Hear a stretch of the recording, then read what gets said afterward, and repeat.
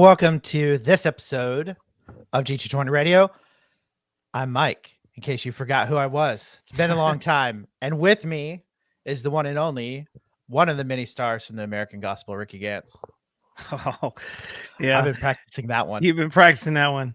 Man, it's so great to have you back on the program. It's been a while. You actually came in and joined us on that Alien show, which was great because I wasn't sure if you was going to jump in. I didn't think you were going to jump in, and then you came in. And it was great, man. Yeah, we had I went and helped a church member with some stuff at their house. They needed a sink to look at. And I came back, I was like, man, I really wanted to do a show on aliens. And here it is. So it just kind of fit and worked out where I was able to I was late, but was able to jump in. Hopefully it'll be more regular. As I move around, you can see I still have boxes in my house. What people may not know is I had my house flooded, and we just finally moved in 4 weeks ago, after finding out at the beginning of the year. So this is going to probably be the new kind of setup. We'll see here how it looks, but excited to be back, and hopefully I'm excited to just be back home, but be back on the podcast. It was a long break. I was not expecting 2.5 months. Yeah. Hey, sometimes it happens in life. But I'm just glad that you're back home now in Kentucky and then able to jump on here because, it can get hard to try to fill some airtime, right? They say no dead air.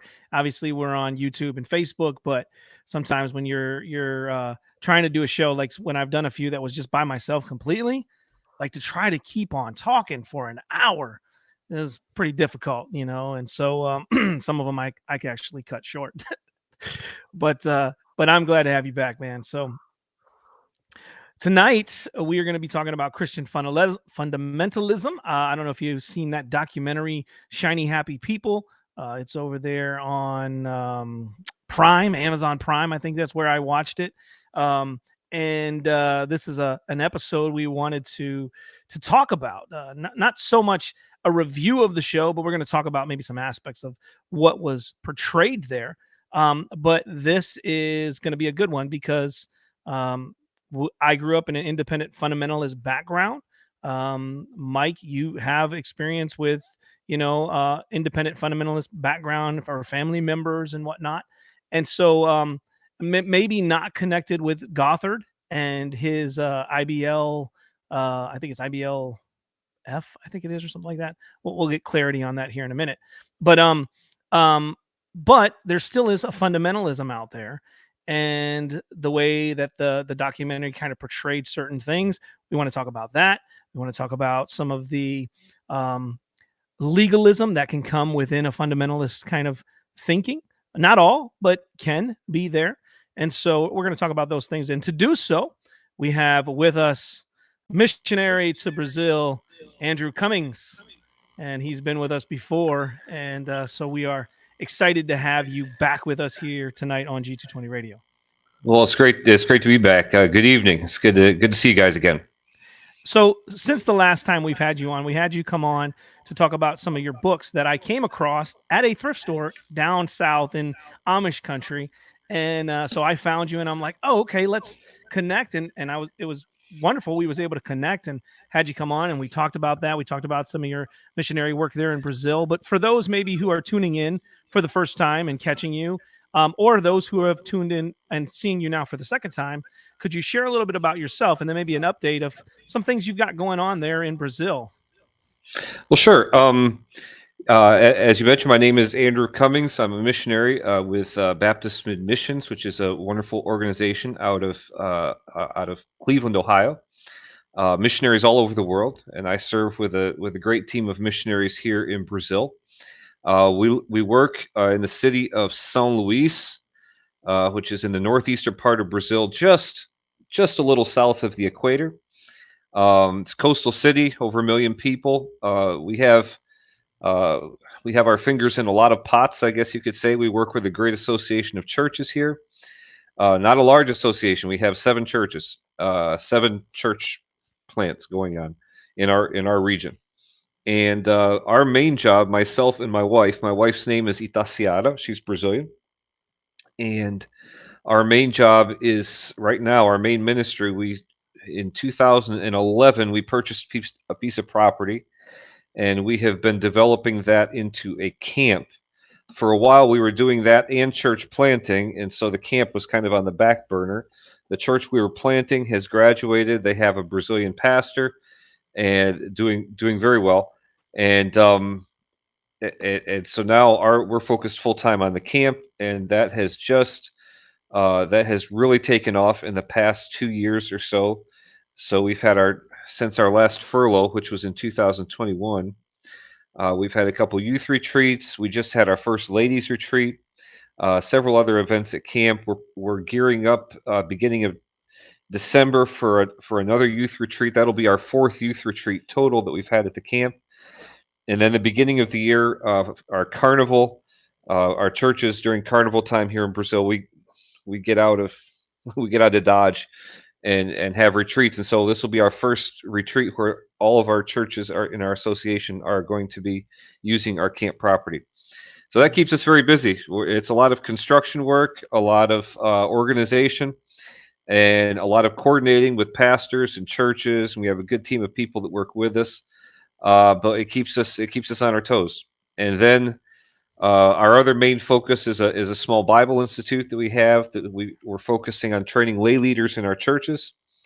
And so this next semester, I'm going to be teaching Old Testament survey, and then I also teach church history, which is my favorite to teach. So I have a blast with that. I just love it. But the Old Testament survey is also great. So that and a few other things keep us very busy. Yeah. And also being a guest on the occasional podcast also is fun when that happens. Yeah. Well, we're definitely this is the second time. Well, we're definitely glad to have you back. When you with the youth camp and thing like that, do you have quite a few children that are not connected with the churches that come to these events, or especially for our teen retreats? In fact, we have one of our church plants here. We have a national pastor who's doing an outstanding job at a church plant, and he's this year he's really started reaching out and becoming quite effective with the young people in his neighborhood. It's a very low income kind of low income, high risk kind of neighborhood. And for this retreat, so far he has 11 of these high risk teens coming to this teen retreat from his church. Wow. So that's because there's costs involved for every camper that comes, and we try to keep our costs really low. But it's really neat because he's really gone all out to be able to fund these kids going to camp. It's just great. So. Yeah. Well, that's wonderful to hear. I mean, obviously, being able to have these children come or youth and hear the gospel and to have a good time. I remember going to, I think it was Skyview Ranch. Oh yeah. I don't know if you're familiar with Skyview Ranch. Very, very famous. Yes. Yep. Yeah, I remember going there. I shot my first 22 and had a lot of great experiences. I didn't want to get mail, because if you got mail, they had you kiss the moose. Like you got a mail piece, you got to kiss this. I'm like, I don't want to do that. But there was a lot of great experiences that I had there. A great time, fun time. Even though I wasn't a Christian at that age, seeds were planted throughout my life. And that was one of those places where seeds were planted. Yeah. And it brings back a lot of memories, so. Yeah, camp had a big impact in my life, and so that's why I've been trying to reproduce it here in this part of Brazil, where it was absent. So, yeah, yep. All right, so that brings us to our conversation for tonight. This again, I saw some of the chatter about shiny happy people, about this Bill Gothard, and when I saw this, I didn't really pay a lot of attention to it, but I was seeing others start to speak about it and share things about it, share the documentary or share what's coming up. And then I saw you made a post, and I thought, hey, let me reach out and see if we can do a show on this, because I think it's important. As I said in the beginning, I grew up in a fundamentalist Baptist background of an independent fundamentalist Baptist church. Um, and but from my experience, there wasn't an overemphasis on legalism or anything in that church, right? My Yeah. wife grew up in an independent fundamentalist background that was very legalistic, right? Yeah. I'm not saying all fundamentalist churches, all independent Baptist churches, that Right. Of they're course. legalistic, but Right. my experience wasn't that, but my wife's was. And I've also encountered others over my Christian walk that have had some of these um, legalistic kind of backgrounds when it comes to Mm-hmm. fundamentalism. And so while I wasn't connected to or didn't really know much about Bill Gothard, I did hear his name. His name did come Oh up, yeah. but I really didn't know Yep. much about him. And so maybe before we jump into, you know, the shiny happy people and maybe what this documentary portrayed or didn't portray, uh, what is Bill Gothard? And I try to mention that it's the IBL, is it F or IBLP. IBLP. IBLP, Yeah. right? Maybe Institute in Basic Life Principles. okay, Yeah. so maybe you can share a little bit about that with Sure. Bill, who Bill Gothard is, what this IBLP is, and because that's really the basis or the foundation in which they sought to take this movie or take this Right. documentary, is the basis of where they was trying to go with it. Okay. Yeah. Well. So Bill Gothard began to get some traction in the 1970s. He was involved, I believe, in youth ministry in the 60s and the late 60s and early 70s in the Chicago area, and he began to get some traction in the evangelical community at large in the um, in the early 70s with a seminar which at that time was called the Institute in Basic Youth Conflicts. And that's when my folks got involved. They were, I think, early on the seminar. He started packing people in at these seminars. He would pack out stadiums, these indoor convention centers and so on. Just pack them out with people. And my parents would have been among those people back in the day. So I grew up hearing about Bill Gothard and hearing and my dad was a pastor, and so a lot of his things would seep into messages that it was inevitable. And so I grew up hearing about it, and then when I was 15, my my parents decided to go into Bill Gothard's homeschooling program, which was really in its infancy back then, but it grew exponentially. And I remember the first conference that I went to was held in a church. It was a big church in Oklahoma, homeschooling conference. Mm. But it was a church, big church, a lot bigger than mine, but church. By the time I was growing up and leaving home and so on, they were packing out the convention center of the university. I think it's the University of Tennessee in Knoxville, with homeschool families. So it grew exponentially. And our family would go every year. Let me back up, because I started talking about Gothard and then I kind of got into our involvement. Let me back up about his ministry and his message. Bill Gothard, I think, was very accurately assessed the times in which he lived and the dangers faced by Christians. So I'm going to give him that. He was not wrong on those, and if anything, the times we live in are more perilous, and the dangers faced by Christians are more perilous than they were back then in the 70s and 80s. But and so he was very articulate in expressing those and offering what he considered to be a biblical solution. And he's a very he's not an eloquent like a bombastic speaker, public speaker. He's very low key, and self-effacing, and has kind of this, this humor, self-depreciating humor, but very intense. Not intense as in, the veins popping, but very intense way of speaking that, I would sit through sessions that like an hour and a half, 2 hour long sessions. And when it's done, I'm here, it's done already. And so you're very compelling, I guess is the way of speaking. Mhm. And and he presented he had a very well developed, for want of a better word, systematic theology that was based on the concept of authority. So there's the famous umbrella illustration, and the wife steps out from under, the husband is an umbrella, and the wife steps out from from under her husband's umbrella. Well, then the devil can get at her, the world can get at her, and the kids step out from under their parents' umbrella, and so that was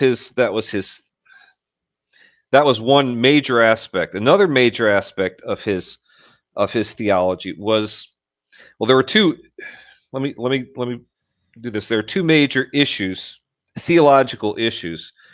I think that spawned a lot of the other problems with Gothard and his ministry. Two major theological issues. The first one is a confusion on law and grace. And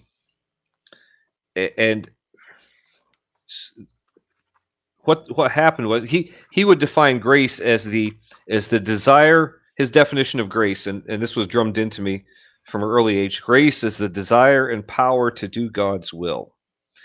And that sounds good, but it's missing something. It's missing the aspect of free gift of God. And when you think about it, you take a step back. Well, wait a minute. No, the desire and power to do God's will is a result of grace. It's not the grace itself. It's a result of grace. But because he confused those, then he developed a legalistic system that was pretty subtle in its legalism, because he would affirm, no, we're saved by grace through faith. I think he would not say we're saved by works. However, and here's the kicker: if you want to be truly spiritual, and if you want to experience God's best for your life, and who doesn't want that? You want to experience God's best for your life, then you will do these things. And he had a list. And that list got longer every year.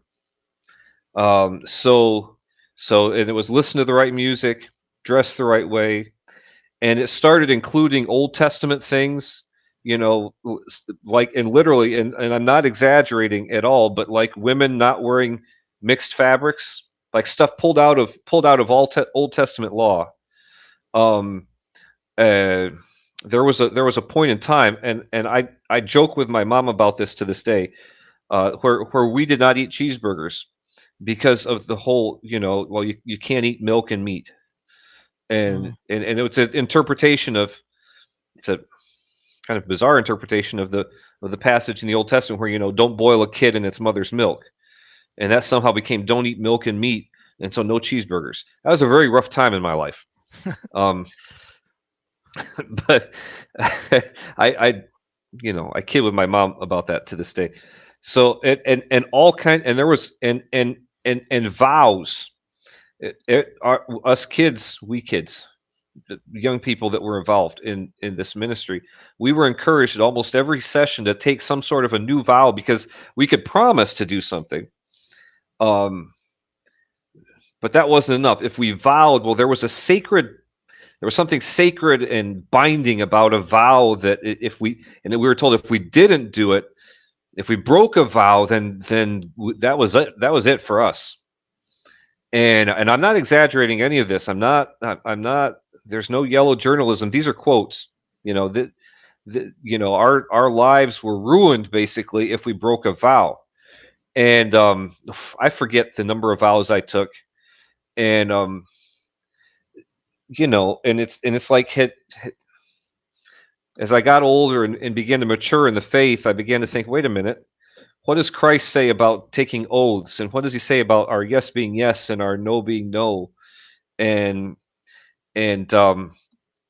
there it got to the point, and this was later on. This was about the time I was leaving home and beginning to cut my teeth theologically and so on. Where he actually sent out a letter to all the homeschool people, advocating for circumcision, saying that was something Christians should be doing as a matter of, not just as a matter of health. I mean, there's arguments to be made about health, but as a as a symbol and so on. And he even prescribed a circumcision ceremony. It's like, because he never read Galatians. I mean, that's kind of the point of the book of Galatians. So this was, and it was all very engaging. And I had the opportunity to meet Mr. Gothard a couple occasions. I played ping pong with him once. He wiped the table with me.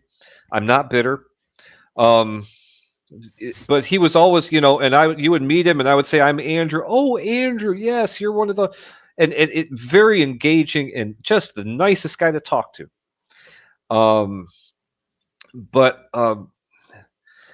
And so those are kind of some of the bizarre things.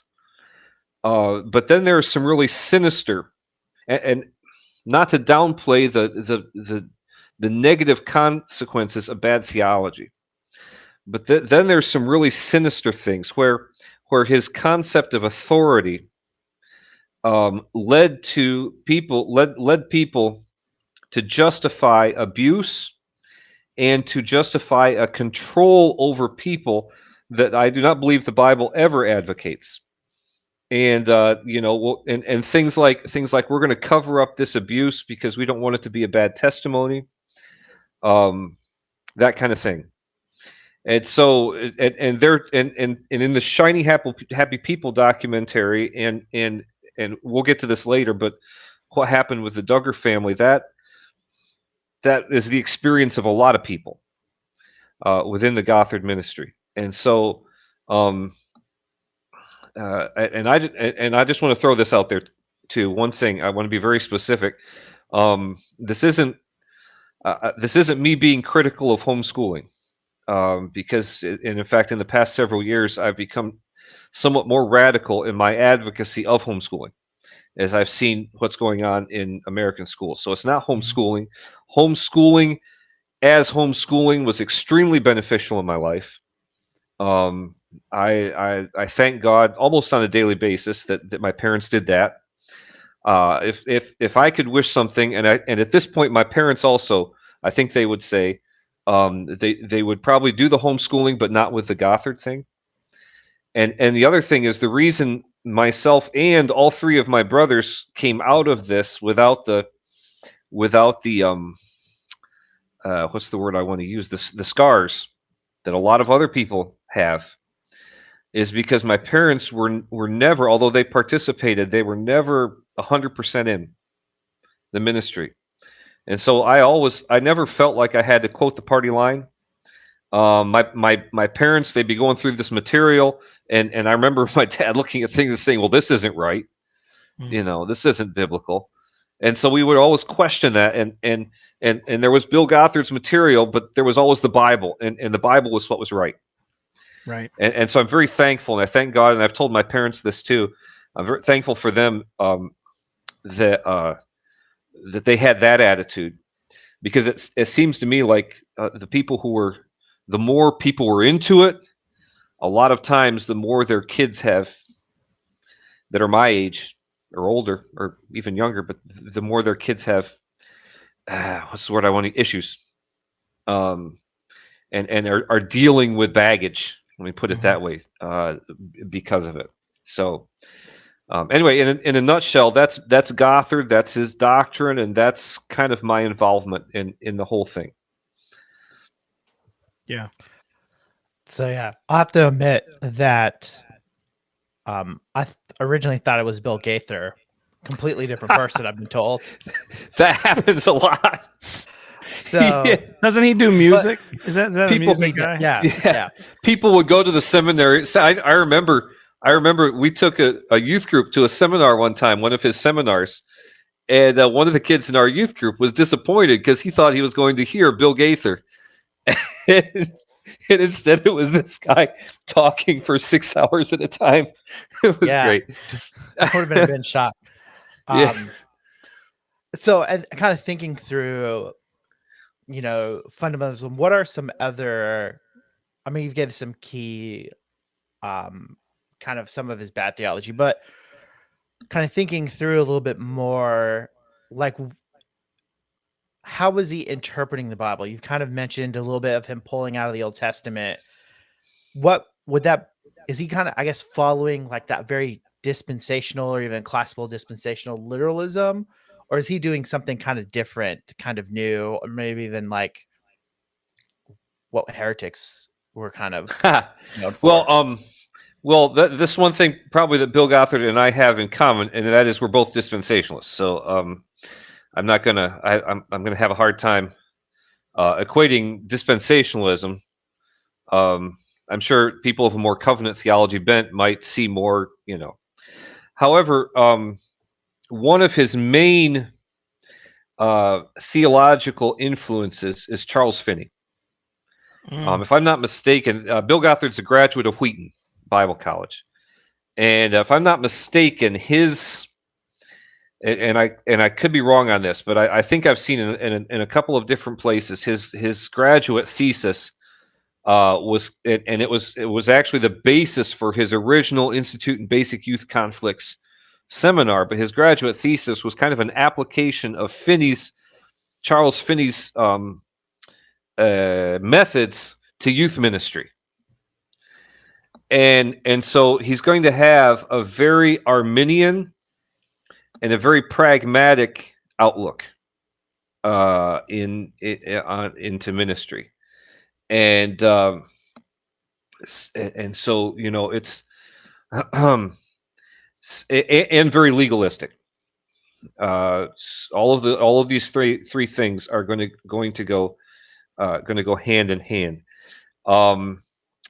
because Arminianism is unchecked tends toward legalism, and so Finney, for any who might not understand, Finney is the pioneer of a lot of things that have become common in modern evangelicalism. For example, the altar call, and the emotional appeals for people to be saved and to make a decision for Christ, and the idea. The idea that coming forward is almost necessary. That started with Finney. Finney was an evangelist in the 19th century in upstate New York, which is where I'm from. So his in Rochester, New York area. Interestingly enough, my first ever Bill Gothard seminar was in Rochester, New York. So and Charles Finney was there were huge revivals in that area, but then he himself went back to the areas that had those revivals, and he himself said they're almost worse off for my having gone there, which is an incredible admission on his part. But anyway, so Finney's a huge theological influence in Bill Gothard. I personally heard him reference Finney admiringly many times. Another idea that came through from Finney was that you could manufacture a revival.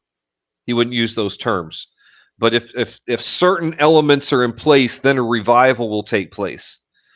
That's Finney through and through, and Bill Gothard practiced that and tried to put that into practice. He his material, there were several references in homeschool material to Finney. Spoke glowingly of Finney. So I would say his major theological influence, not his only, but major theological influence, was Charles Finney, and that had the negative consequences on him that it's had on evangelicalism as a whole. Go ahead. One of the things you had mentioned is the time frame of when Bill Gothard became more on the scene, right? Mm-hmm. So in the 60s, you have the sexual revolution. Mm-hmm. The 70s, now you're feeling the effects of that. Mm-hmm. a lot of drugs, a lot of, you know, that Roe v. Wade is put into place by the Supreme Court. So now, as you said, there are people, when we think of fundamentalism as a whole, or when we just try to think of the fundamentalists, the idea is, hey, we want to guard, we want to keep things as pure as possible. Puritans get a bad rap for wanting to be pure before the Lord, right? Sometimes fundamentalists also get a bad rap because they're trying to be pure in a culture that is going the opposite of what God has called us to be. And so you got the sexual revolution, you've got drugs running rampant, you know, hippies, and if you don't want your children to be like this, here's ways in which you can guard them and protect them. And so there is, I think, with many fundamentalists, a desire, possibly, in their hearts to seek to guard against those things. So they may have a genuine desire to do good in that situation, to be helpful. But as it can lend to, when it comes to legalism, you know, legalism, it can distort the truth of the gospel. It steals joy. It brings conflict, and that can tend to be a consequence when people put that legalism and that trying to be moral above the grace of God in the heart of an individual to bring about the change. Exactly. Right? Exactly. Let me give you a personal. Let me just add one thing to the historical perspective you just gave, and that was in the 70s, you had the Nixon years and all that brought, followed by the Carter years. I mean, I know Ford was in there, but you know, and the malaise, that was Carter's word, that kind of infected the nation. And so all of our institutions are falling apart, and all of the everything that we thought America stood for in the 50s, it no longer stands for. Abortion is legalized, and Christians find themselves more and more marginalized in society, and so it's completely natural and almost extremely predictable for them to say, you know what, we've got to start working hard to preserve and to conserve, which is what conservative is, you know. So all of this is going on. Jumping ahead to what you said about legalism, this is just how this worked out in my life and my experience. So I had several occasions to be involved in events where Bill Gothard was present. I went to Russia with them, spent 2 weeks in Russia, which is a very, very interesting experience. But Bill Gothard, he was very proud of this army, his word, of young people that he was raising up that were going to transform society. And he would, when he would talk to us, he would say, you know, there's all the other Christians, but you guys are the Marines. His words. You guys are special because all of these things are true of your life. And what were they? They were all outward things. You dress a certain way. You listen to a certain kind of music. You don't listen to the other kinds of music. You smile outward. They wrote a whole song about smiling. And I got to tell you, it was impressive and it was very heady stuff. And in the Shiny Happy People video, they do a panorama of one of the Knoxville conferences of the youth choir, and the youth choir took up about a third of the stadium. Wow. You know, and I'm in there somewhere. I can't because it's real small. When it does close-ups, I found a couple of my friends, but it never pans on me, which I suppose I can be grateful. Right.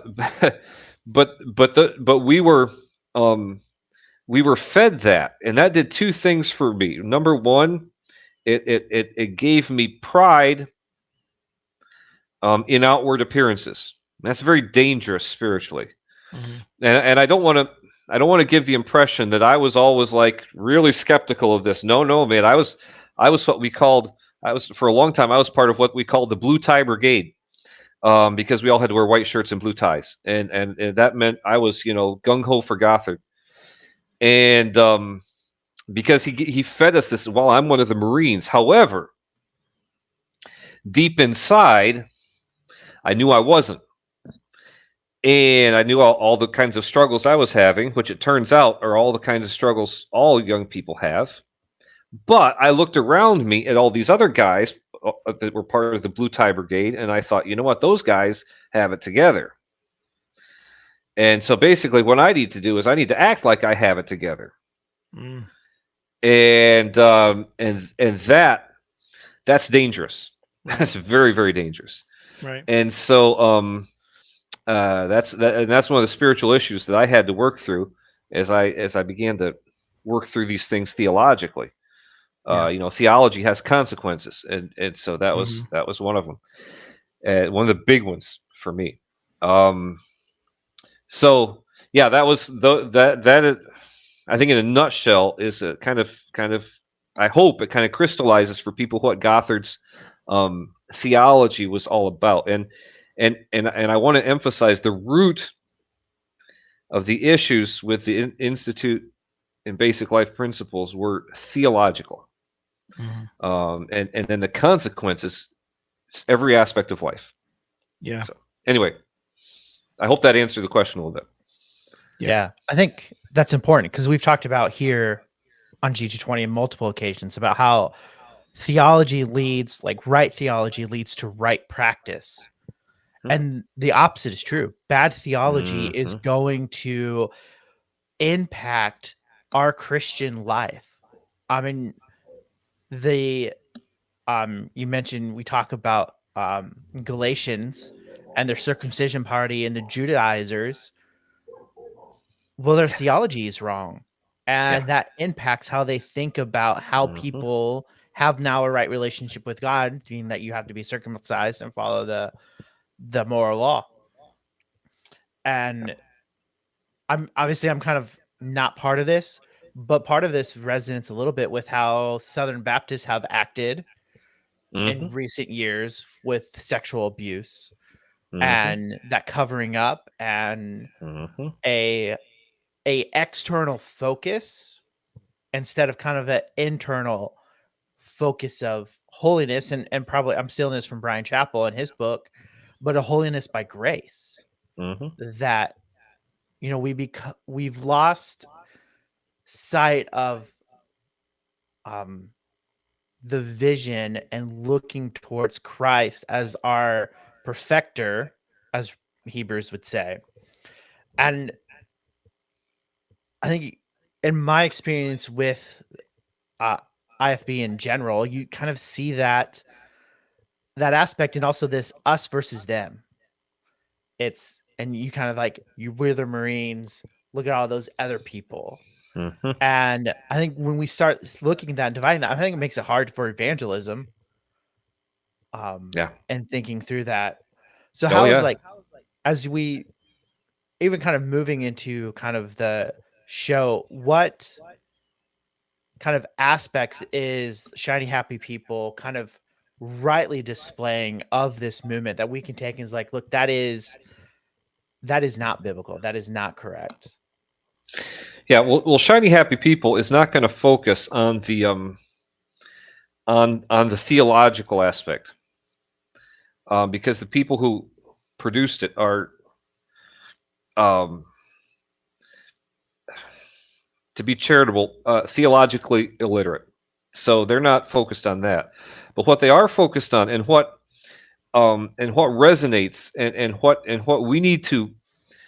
And it's not just Bill Gothard, and I've seen this in many other contexts. It's very easy, extremely easy for people in ministry to use the call to holiness. How am I going to say this? Which is legitimate. It's biblical. But to use that as a weapon to control people. And I think I think that word control is key as to if you want a good positive takeaway from the Shiny Happy People documentary. It's watch and beware of how biblical principles, quote unquote, can be used to control people. And I've seen it, and I've seen it way too many times in other contexts to think that it's just something about Bill Gothard. And as a pastor, as someone in ministry, I know how vulnerable we are and how easy it is in a church context to use our position as a way to control people and to build our own personal kingdom. And we lose the notion that we're servants of Christ, and suddenly the people in our church become servants of us. And my personal opinion, I don't know the man's heart, but my personal opinion is that Bill Gothard lost sight of that early on. And there's some things in the video that and that happened in the ministry as a whole, but then his authority structure was used, and there is biblical authority, but his authority structure was used to control, and even in many cases to abuse. And that is sinister, and that is wrong, and that is devastating, and the results are tragic. And the results are tragic in two ways. Number one, there's the physical, actual results, immediate results, emotional, and then there's the result that these people become harder to reach with the gospel, because all of this has been done to them in the name of the gospel. And so, oof. And watching the documentary, and I actually, like I said, I see people I know in there, and I know where they are now, and it's like, oh man, if we knew back then, if we knew it all back then. So anyway. Yeah. I think when we think about this documentary, because I was watching, and I was mentioning it before the show, I started watching it with my wife. She could only take about 30 minutes of it. And not so much because there are people who have said that they were abused in those situations because of the way that their family may have operated. And there can be, and there are people who take the scripture and manipulate it for their own gain. Yep. I have a family member who is passed on now, but years ago would say, I'm the head of the house. The Bible says so. So you got to listen to me. Yeah. And that meant that his wife needed to cook and clean and do all these things, not because she was doing them out of the love of her own heart, but out of a controlling, no, I'm the boss. You're doing these things because I'm telling you, go get me coffee now. Go make my dinner now. No, you can't go to church this Sunday. No, you can't go here. You can't have, you got paid, give me your money. So it can become controlling. People can use things wrongly, right? It happens. It's happened in this country when it comes to slavery. You had people that claim to be Christians that would say, and use the Bible. Right. But that doesn't negate, criminal. though. Right. It doesn't negate, though, the truths that are there. And one of the things that I think my wife was frustrated with was the depiction, not that there were people that have been abused and experienced that. Right. Not that there may even have been some, I know there was allegations and things against Bill Gothard that came out later, and some sexual abuse or things like that. I don't know all the details, so I won't get into those things. But I know that allegations were there. But it was the way in which the documentary, and you brought this up, you mentioned this earlier, but the way in which they were portraying all Christians, all homeschoolers, as if we're like a cult, as if we're like that type of mentality. And that's what really got to my wife in watching this, is like, I just can't, because again, we homeschool. We believe homeschooling is vitally important, as you mentioned earlier in the program, because we live in a society where they want to indoctrinate our kids with everything contrary to what the Word of God says. So Excuse to me. protect our children, kind of like that umbrella thing, to protect Mhm. them, we want to guard them. Now, we recognize that our guarding them, our homeschooling them, our teaching them the things of the Bible does not guarantee that they're going to be Christians. Um, but God will change Right. their heart. Absolutely. We give them the gospel, and we know Mhm. that while we teach them things that are morally right, we don't want them to think that morality is then the display of your um, uh, that would result in the grace that God gives. If Right. that, like that results in your justification with God, right? Right. If you are truly saved and you have the grace of God, those would be a result of wanting to desire to be holy before Him, Right. but not we don't want them to build this. We have to walk morally. So you dress this certain way, you listen to this kind of music, you watch these kind of movies. So therefore that outward appearance can give somebody a self-deceived thought that, well, I must be right with God because I don't look like so I and do so, or I this. don't drink Yeah. or listen to the music as so and so. So we seen those things in the documentary Yeah. that made it seem as Christians as a whole Yeah. were cult like, Yeah. and homeschoolers, they really don't know what they're doing. Yeah. And there's probably some really bad homeschoolers out there. There are. And there's some Mhm. bad people that profess to be Christians out there. But it Mhm. doesn't negate the truth that's there. And that's kind of one of the things that I kind of took away from that as well. And like I said, my wife, she had enough. She was like, I can't watch anymore. Yeah. Well, the documentary was a mixed bag, and I had to watch it all, and so um it and there were parts where I'm like where I was thankful that some things were being brought out, and there were other parts like this is so wrong, and so I'm going to try to parse that out a little bit. The documentary focuses on the Duggars, and which many people know. The Duggars were really not on my radar. I'm here in Brazil, and um, reality TV is not my cup of tea. I don't pay attention to the Brazilian reality shows. I certainly don't pay attention to the American ones. So, however, I began to hear. I mean, how you say it in English? In Portuguese, we say a zoom zoom zoom. I began to hear like talk about, oh, there's this reality show, 19 kids, and I'm here 19 kids. That's got to be Bill Gothard. They've got to be somehow, because that's one of his things. God wants you to have a large family. And God's will is for every woman to have as many children as she can possibly have. And I mean, I'm not, once again, not exaggerating. And so 19 kids it was Tuesday, for in the Bill Gothard movement. And the larger the family, the more clout you had within the movement. And so and these families, even in my time, these families would be paraded up there. I remember there was a family with 13 kids, and they were paraded up there until one of their kids rebelled, and then we heard nothing about them ever again. Um, the but then the Duggars came on the scene, and like I said, they were after. I never watched any episodes or anything, but so my real introduction to them was twofold. My first introduction was I read the book written by one of the daughters. And the title of the book is Free Indeed, I believe.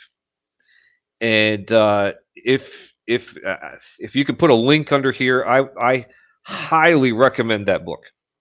If you want an in-depth look into what life in Bill Gothard's ministry is like, I mean, I read that and I got PTSD or PST, however you say that.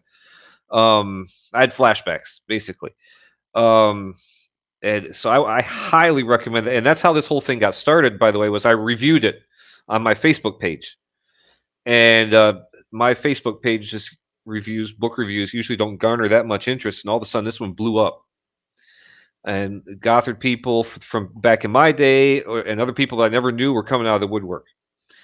And I thought that was going to be the end of it because I don't want to be known as the Gothard guy. But then the Shiny Happy People movie came out, and it focused on the Duggars. And so then I reviewed that, and that blew up, both when I put it on Facebook and then when I put it on my website. So, and basically that article, I basically said what I've been saying here. But the Duggar family put Gothard's principles and his and their outworking in the spotlight. And for the first few years, everything's great. Like we were talking about earlier, you're in this reality, quote unquote reality show. It's the worst named concept in the world because it's anything except reality. But you're in this, and so these kids who in the Gothard movement are forced to perform their spirituality by nature of the movement. Suddenly they're on reality TV, and so that just augments the performative nature of it.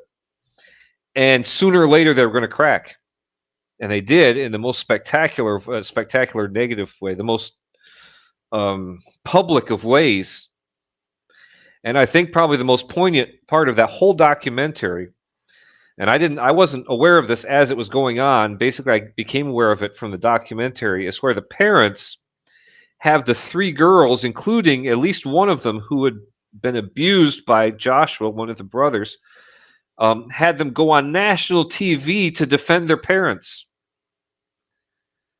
And that horrified me as I'm watching this documentary. So yeah, in that respect, I think watching the documentary really brought home to me. And if you want to say it was beneficial, then yeah, in that respect. However, there's another side of this, and this is worrisome. This is and this calls for discernment. We need to understand this documentary was made by non-believers.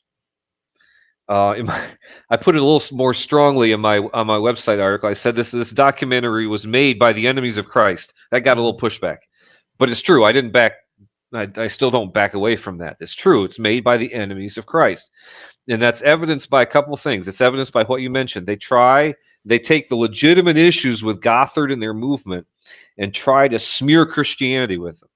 Mm-hmm. And the loudest voices on the documentary, they talk about this, and then they go to a frame where they're interviewing somebody, and then they talk about another thing, and then go interview, like documentaries do.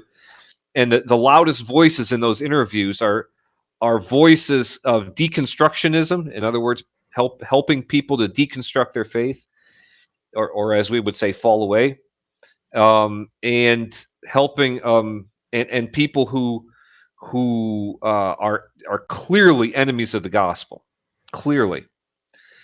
And so they use this, and sometimes it's bizarre. Like for example, there's one part where they mention someone somewhere who practiced spousal corporal punishment. And the way it's framed is as if this is common, not just in Gothard's movement, but in kind of in Christianity as a whole, at least Bible believing Christianity. And I don't know if you got to that part in the documentary, but Gothard taught a lot of bizarre stuff. He never taught that, never ever. And also this is certainly not something that's taught within mainstream Christianity. I'm talking about Bible believing, if you will, fundamentalists, depending on how you define that term. Mm-hmm.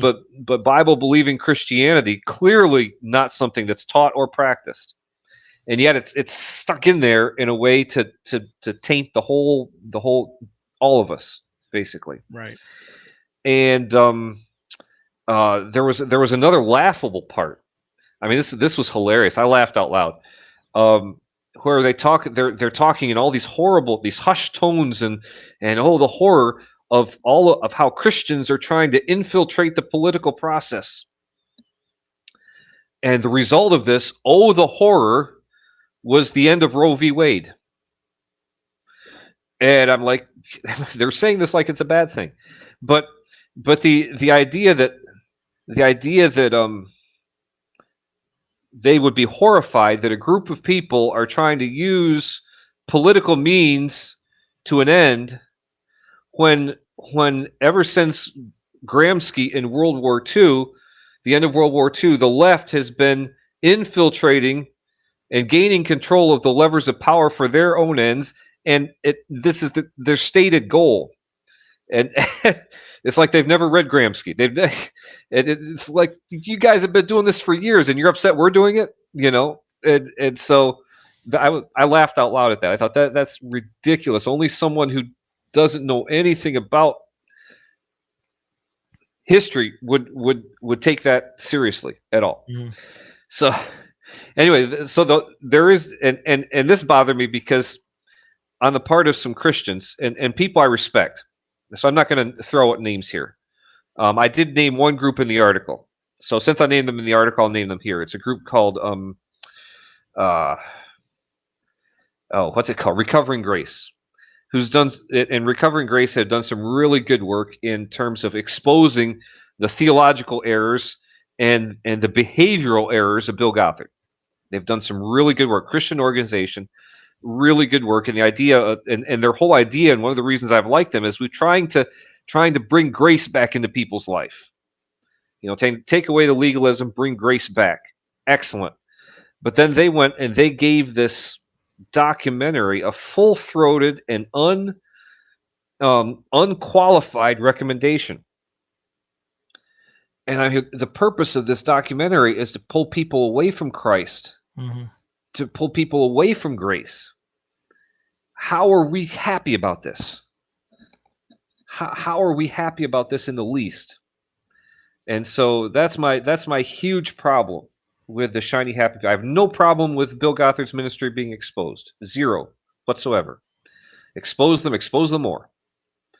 But I have a huge problem with taking people from the bondage of the Bill Gothard's ministry and then putting them into the bondage of the world.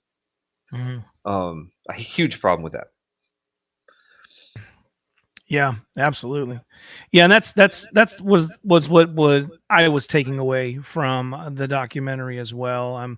Again, not that there weren't people that experienced abuse due to the practices and the way in which they their families lived out those practices, but it still was this picturing Christians in a negative light as a whole. And homeschoolers in a negative light as a whole. And so, as was mentioned a couple times throughout this program, you mentioned it with your parents there, that they were discerning. So they looked at certain things and they said, okay, well, that's not biblical. We have to always be on guard. We need to discern as Christians, because again, there may be something that we're reading that has biblical truths in it. And we can say, okay, I can glean that, I can understand that, I can take that away. But when that's whatever it is you're reading or whoever you're following starts to deviate from the scriptures and teach something that's contrary, you gotta have that red flag pop up and say something is wrong here. The best way to do that is to know your scriptures well. Study to show yourselves approved. Read the scriptures. Doesn't mean we're going to have it all figured out in a year or 2 years, 3 years, or 20 or 30 years. But the more you spend time in the scriptures, the more the Spirit will bring forward to your memory things that don't look right, and those flags will go up and say something's off here. Let me dig in a little deeper, and figure it out. Mike, you look like you was going to say something too. We're at the end of the program, so Mike, what was you going to say? And then we'll give Andrew any final words. Yeah, I've been snooping on the Institutes of Basic Life Principles, and what I find fascinating and concerning is that the gospel's not mentioned ever. They talk about learn. You can go to like their basic life principles. Nothing there about the gospel. It's all, as Andrew's been saying, is these things. Do these things. Design, authority, responsibility, suffering, ownership, freedom, success. All of that is what's they're teaching. There is nothing there about the gospel and how the gospel sets us free from our sins. And what makes it even more glaring is they call themselves a Christ-centered ministry. Let's use the buzzword. We got the buzzword in there. But I think, and hopefully people can see the show, is that there is a difference. That grace leads to obedience out of a grateful heart to the one whom saves the person. It's an unmerited favor from the Lord. Where legalism is, and even in some of Andrew's experience, is the performance. I must do something to gain the favor of the Lord. And I think that's, if we can take something away with maybe how the Duggars were portrayed, how the Duggars lived, the ministry, or at least outwardly how the ministry is. Now, I haven't listened to any of their stuff, so I don't know if that's within it.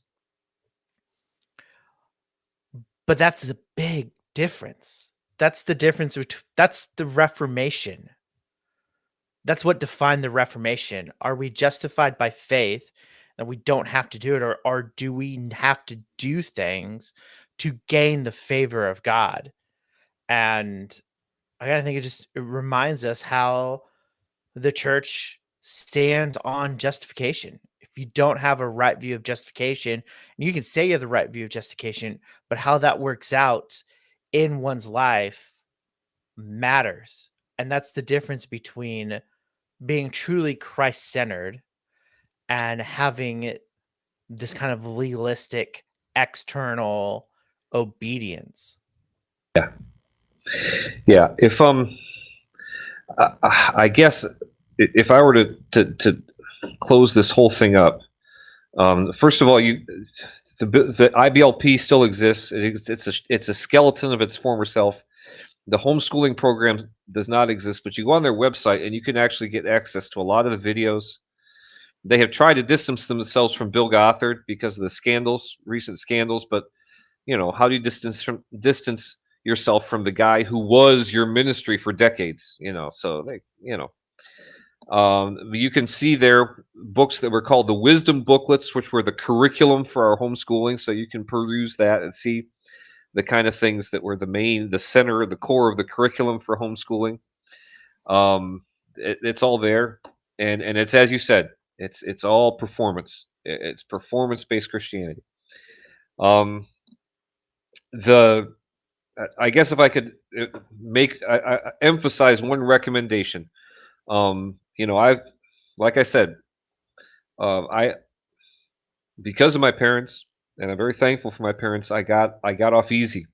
And my parents were instrumental in that. So there are people who've been through a lot more than I have, and would have a lot more harrowing stories to tell. And if you want to read someone who has those stories and who came out on the other end, I mentioned her before, but the name is Ginger. It used to be Ginger Duggar, and now it's Ginger Vuolo. I think I pronounced that last name right. And the book is called Becoming Free Indeed, My Story of Disentangling Faith from Fear. I don't get anything. I'm just recommending her book. I would highly recommend it. If you want to, number one, understand what Gothard's ministry was about from a biblical perspective.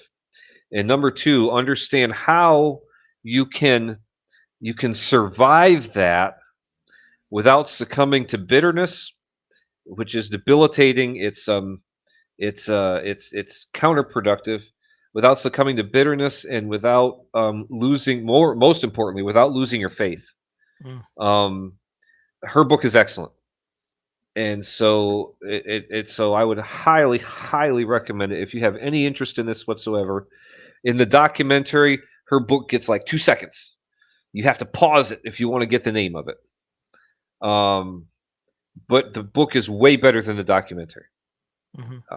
Way better, because it's not written by an enemy of Christ. It's written by someone who found Christ, and so it's outstanding. Yeah, and we put that link in the show notes there. Excellent. on YouTube and over there on our Facebook.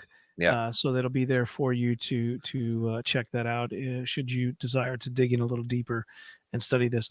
Andrew, I want to thank you for coming on the program, sharing with us some insight into Bill Gothard and the IBLP and your experiences there, and the call for people to trust and rest in the grace of God. Yeah. Not legalism or works. Those things will come as a result of the grace of God in your life. Exactly. Not to get the grace of God in your life. Exactly. So we want to thank you for coming on the program tonight. Thanks for having me. I say it's always a privilege, but two times, but it's great. It's I can put frequent podcast guest on my resume now. So yeah, well, we'll have to get you back on again, and we'll keep you as a regular there. So when things are going on, but thanks again for coming on the program. We really do appreciate it. Hey, thanks for inviting me. I enjoyed it. And for those wondering, let me think. I think next week we have Phil. We have Phil. Losing his last name. He's coming on our show. I don't have my notes right in front of me, but he has a book that, man, I should have this out. Yeah, Phil Dutry, Practical Atheist, how he went from atheist to pastor. And so that'll be our show next week on G220 Radio. I'm looking forward to that as well. So you can tune in 9 p.m. Eastern here on YouTube or on Facebook. So until then, God bless and good night.